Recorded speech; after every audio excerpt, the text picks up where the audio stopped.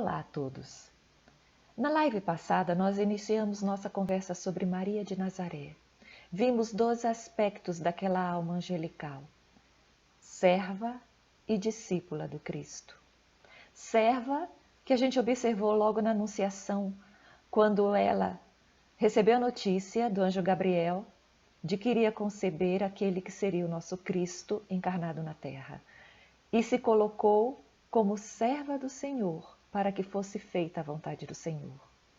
Discípula, quando desde a infância, aonde o Cristo já mostrava a elevação que tinha, os conhecimentos que tinha, e principalmente a amorosidade que ele tinha, ela se colocou como alguém que aprendia, como alguém que admirava e, como diz a Boa Nova, com enlevo observava o caminho que o filho ainda pequeno estava seguindo.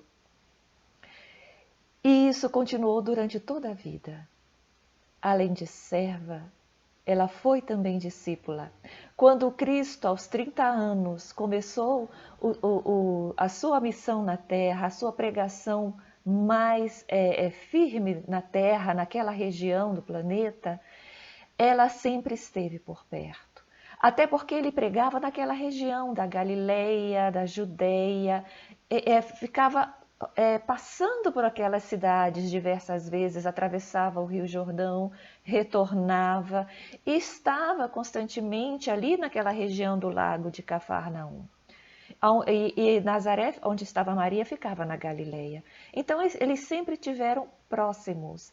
Muitas vezes ela em casa recebia notícias do que estava acontecendo, notícias de onde ele estava. Algumas vezes, quando estava mais perto, ela comparecia. Então é de se observar que o contato entre eles é muito próximo.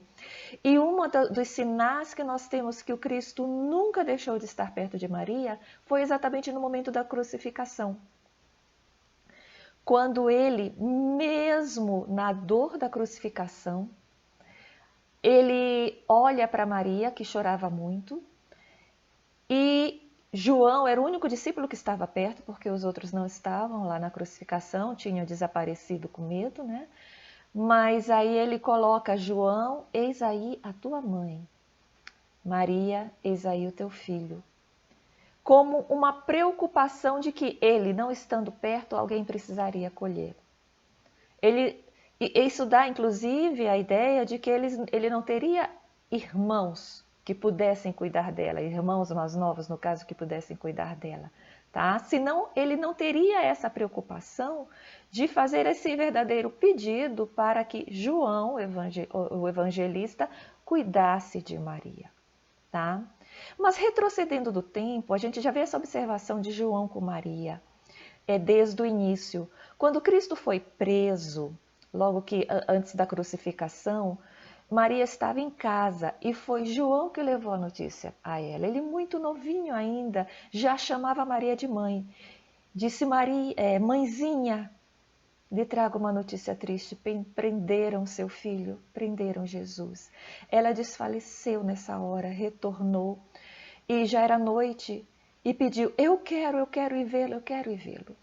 Por mais que ele quisesse cuidar dela, ela colocou a capa e saiu durante a noite e João foi com ela. Ela descobriu aonde ele estava, preso, onde passou a noite, depois que botaram aquela coroa de espinhos, e ele foi muito maltratado, torturado, e depois ele foi jogado na prisão até o dia da crucificação. Tá? Até o dia seguinte, que ele foi crucificado de dia, morreu às 3 horas, passou a noite lá. Em muita dor, ela tentou conversar com ele.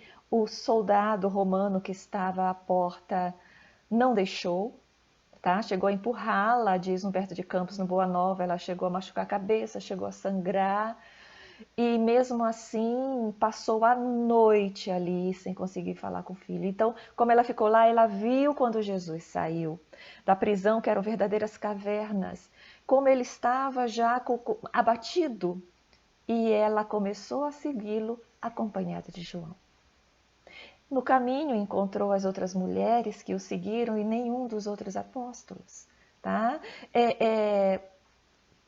Judas tinha traído, Pedro já o tinha negado, Os outros tinham muito medo e se esconderam porque imaginaram, se prenderam Jesus, os próximos são nossos.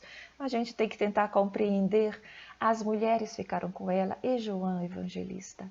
E aos pés da cruz se cumpriu uma, vamos dizer, visão, uma profecia que ela tinha recebido quando Jesus nasceu. Quando Jesus nasceu e que Maria e José foram mostrar, entregar Jesus no templo, né, que era o costume, levar a nova criança ao templo, a gente conhece a história de que chegou um senhor idoso de nome Simeão, que quando viu a criança no colo de Maria, reconheceu, louvou e disse em voz alta que aquele era o Cristo, aquele era o Messias que as Escrituras diziam, agradecendo a Deus que agora ele poderia morrer e que Deus tinha cumprido a promessa de que ele, Simeão, não morreria enquanto não visse o Cristo.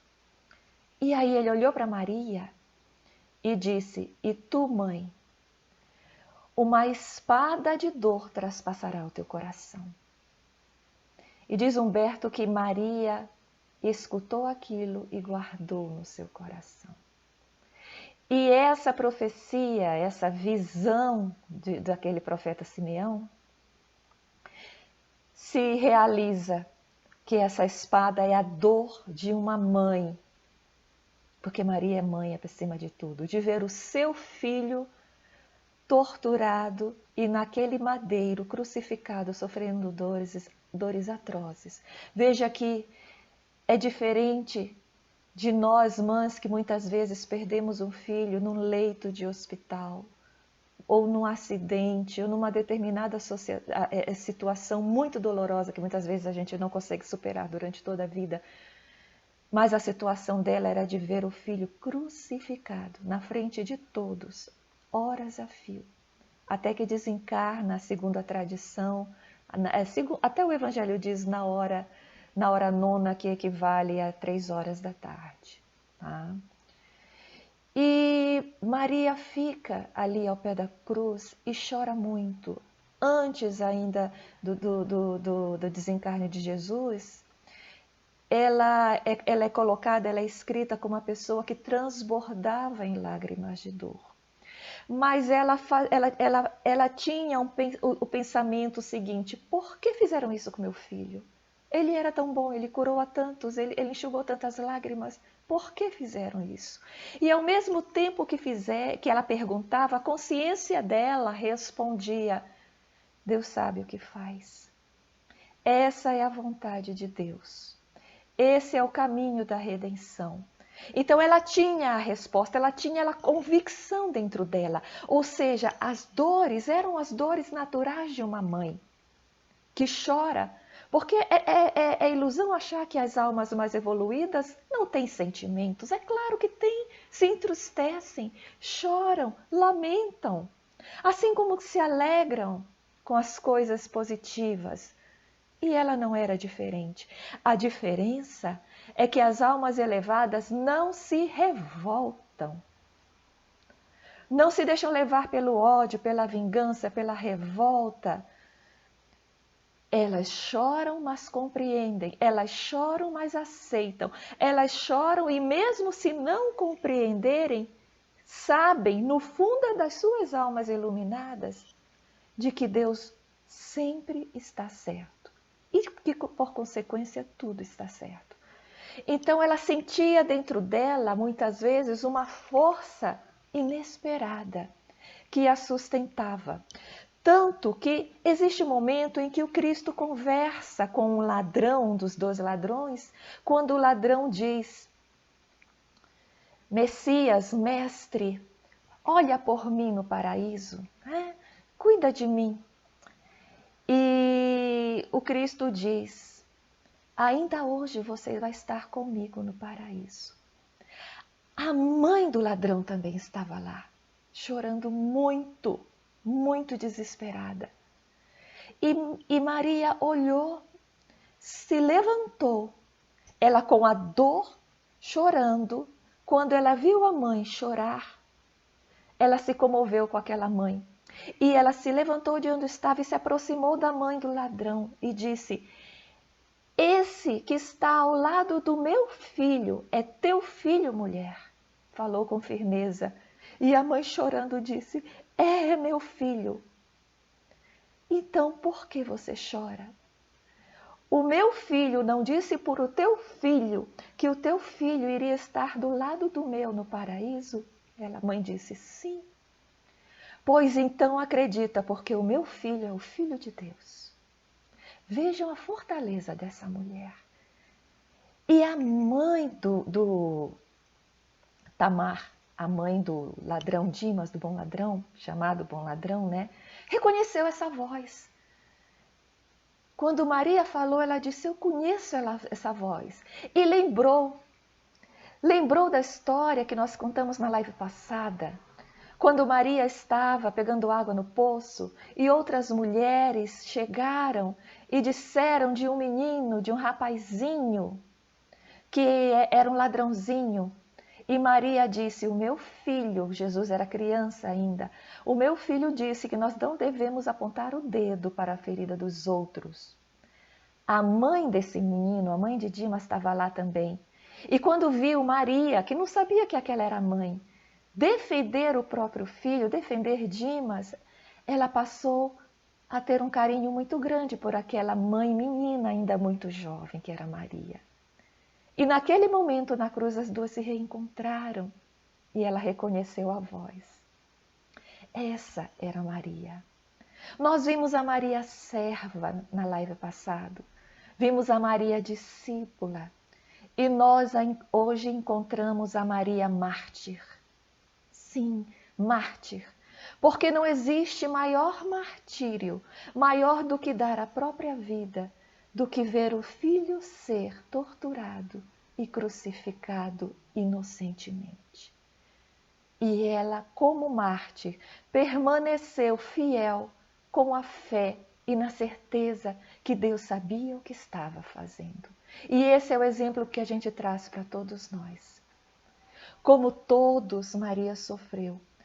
Maria não foi com as mulheres quando Maria Madalena, Joana de Cusa, a outra Maria, foram até o túmulo onde Jesus foi crucificado. Maria não conseguiu ir.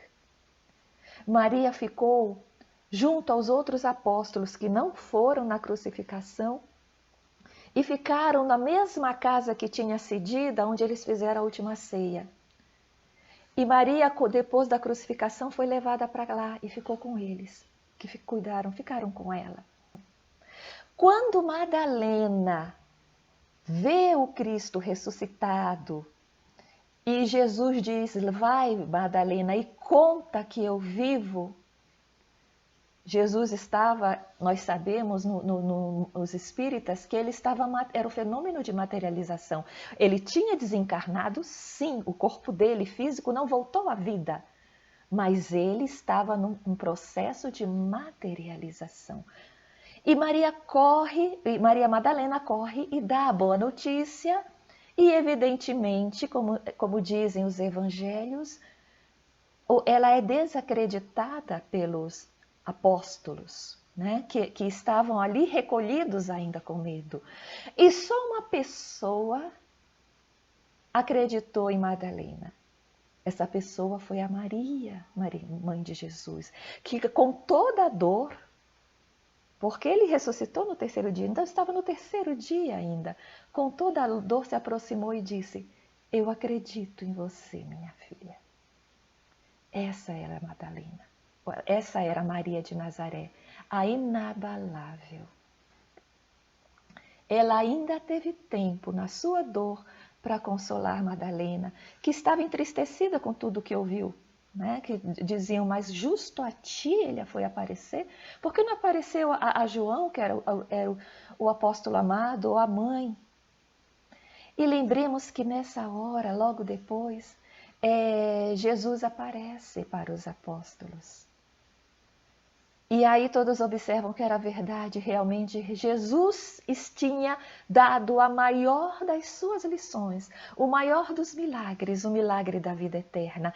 Ele comprova naquela hora para os apóstolos de que ele vivia. Foi nesse momento em que os apóstolos perderam medo. Porque a gente vê aí uma divisão muito forte. O minuto antes da dita ressurreição, em que os apóstolos eles se recolhem afugentados, e o momento depois da sua ressurreição, em que eles despertam e dizem: peraí, então é tudo verdade? Realmente existe algo depois da morte? Realmente nós somos vivos e plenos após a morte do corpo. Então nós não temos que temer a morte. Nós podemos sair. Ter medo de quê? Se nós nunca vamos morrer, só o corpo físico morre. E enquanto havia essa revolução interna que fez com que os apóstolos fossem um exemplo de coragem, se apresentassem com toda a força aos perigos, pregando o evangelho, até que fossem, à exceção de João Evangelista, todos os outros foram mortos, né? Foram torturados, foram machucados e foram mortos.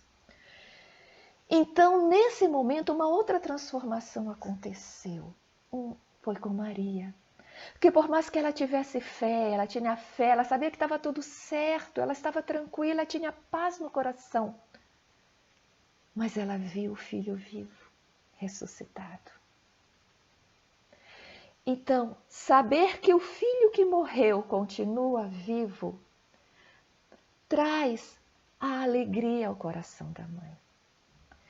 Ela estava bem, estava em paz pela alma que ela é, pela fé que ela tinha em Deus, tem em Deus ainda, que ela continua viva no mundo espiritual, pela certeza de que tudo que ele disse da vida após a morte era verdadeira. Mas naquele instante ela viu não só que o seu filho estava vivo como ela acreditava, mas que estava perto.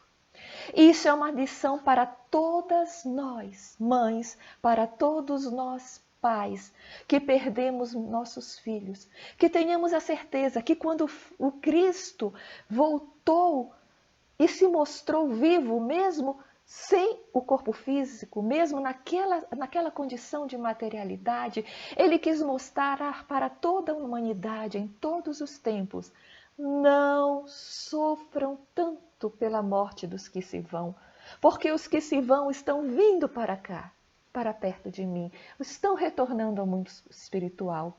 Como eu estou vivo para minha mãe Maria, também os seus filhos continuam vivos, não só vivos, mas perto de vocês. Como eu continuo amando a minha mãe, os seus filhos continuam amando vocês. Conta Humberto de Campos que Maria faleceu muito idosa, já na época em que o Templo de Jerusalém estava para ser, pouco antes, estava para ter sido derrubado. Ela estava em Éfeso, morava com João, evangelista, já idosa, ficava muito tempo sozinha porque ele estava pregando. Tinha muito, Paulo de Tarso já tinha aparecido e o movimento estava muito dinâmico. E certa vez ela viu que atendia muitas pessoas na casa dela. Muitas pessoas iam lá pedir ajuda, ela ajudava, consolava, curava as feridas, né? Sarava as feridas. Até que um dia chegou alguém que chamou minha mãe. Era noite, ela estava sozinha, não era o local, o momento. E ela achou que fosse algum viajante e ficou olhando para ele. Todo mundo se tinha acostumado a chamar ela de mãezinha, os apóstolos chamavam de mãezinha carinhosamente, e ela gostava disso.